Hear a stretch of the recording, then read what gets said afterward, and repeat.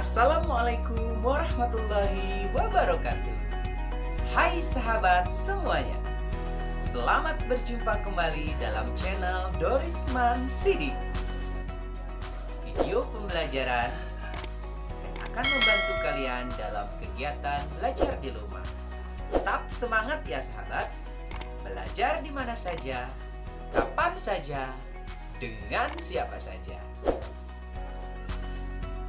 Tahukah sahabat, dengan harimau Sumatera, badak bercula satu di ujung kulon, orang hutan di Kalimantan, atau bunga rafflesia di Bengkulu? Ya, itu adalah hewan dan tumbuhan langka di Indonesia yang saat ini dilindungi oleh negara. Apa yang menyebabkan hewan dan tumbuhan tersebut menjadi langka? Dan bagaimana cara kalian untuk melestarikan hewan dan tumbuhan langka tersebut? Ayo, kita cari tahu. Makhluk hidup memerlukan tempat tinggal untuk hidup dan berkembang biak. Tempat tinggal makhluk hidup disebut habitat, misalnya hutan. Hutan harus kita jaga agar hewan dan tumbuhan yang tinggal di dalamnya dapat melangsungkan hidupnya. Marilah kita pelajari pelestarian hewan dan tumbuhan berikut ini. Indonesia merupakan negara kepulauan yang kaya akan beragam jenis hewan dan tumbuhan. Setiap pulau di Indonesia memiliki hewan yang unik dan menjadi ciri khas pulau tersebut. Komodo di Kepulauan Nusa Tenggara Timur merupakan salah satu contoh hewan langka yang dilindungi oleh dunia internasional. Pulau Komodo secara resmi diakui sebagai salah satu dari 7 keajaiban dunia. Pulau ini menjadi sebuah taman nasional yang dikagumi oleh masyarakat dunia.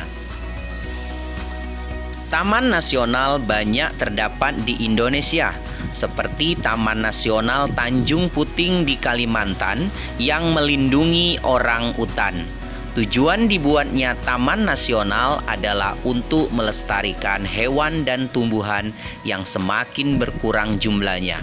Di Indonesia, ada beberapa hewan yang sekarang sudah menjadi hewan langka, seperti kalau di daerah Sumatera ada gajah Sumatera, ada burung cendrawasih di Papua, dan gajah Sumatera. Bertambahnya jumlah penduduk menjadi penyebab utama berkurangnya hutan tempat hidup hewan-hewan tersebut.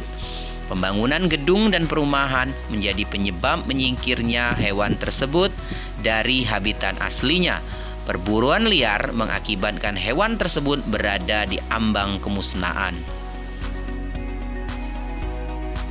Bunga Rafflesia arnoldi yang hidup di Taman Nasional Bengkulu. Bunga ini mempunyai ukuran diameter bunga hampir mencapai 1 meter.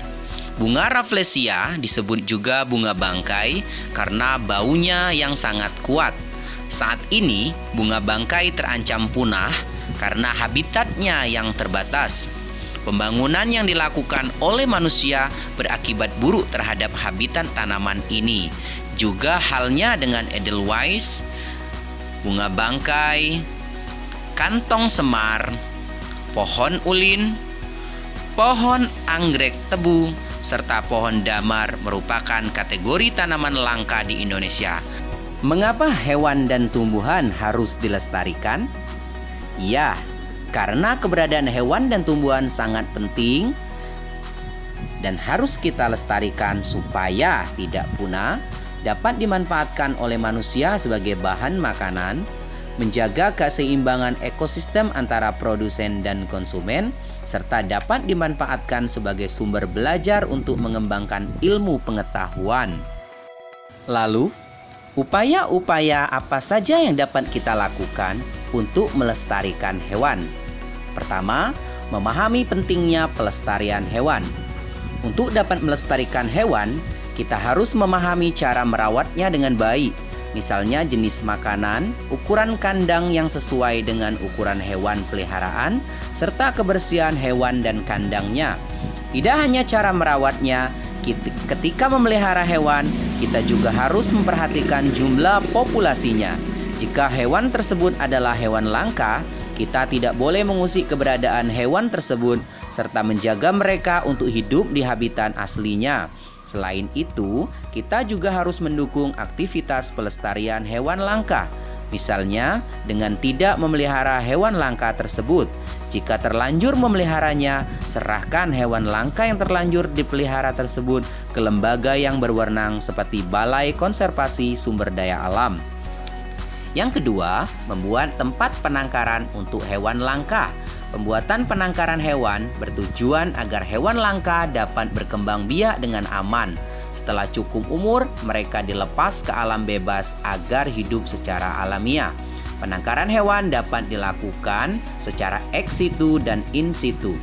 Ex situ artinya penangkaran di luar habitat aslinya, seperti kebun raya, kebun binatang, dan taman safari. Sedangkan in situ artinya penangkaran hewan berada di dalam habitat aslinya, seperti taman nasional, cagar alam, suaka marga satwa, dan hutan lindung. Yang ketiga, tidak melakukan perburuan liar dan jual beli hewan langka. Berdasarkan Undang-Undang Republik Indonesia Nomor 5 Tahun 1990 Pasal 19, setiap orang dilarang melakukan kegiatan yang dapat mengakibatkan perubahan terhadap keutuhan kawasan suaka alam. Seperti halnya hewan, tumbuhan pun harus kita lestarikan agar tidak punah. Berikut upaya yang dapat kita lakukan. Pertama, mengembangbiakkan tumbuhan yang sudah kita manfaatkan secara vegetatif alami dan vegetatif buatan. Yang kedua, tidak menebang pohon sembarangan. Yang ketiga, melakukan tebang pilih. Yang keempat, melakukan penghijauan atau menanam kembali pohon yang sudah ditebang. Kelima, pelestarian tumbuhan secara in situ dan ex situ. Contoh pelestarian ex situ adalah dengan kebun raya, sedangkan in situ dengan cara hutan lindung. Yang keenam, mengembangbiakkan tumbuhan langka dengan kultur jaringan, yaitu memperbanyak jaringan tumbuhan menjadi tumbuhan baru. Nah, bagaimana sahabat semuanya? Apakah penjelasannya bisa dimengerti?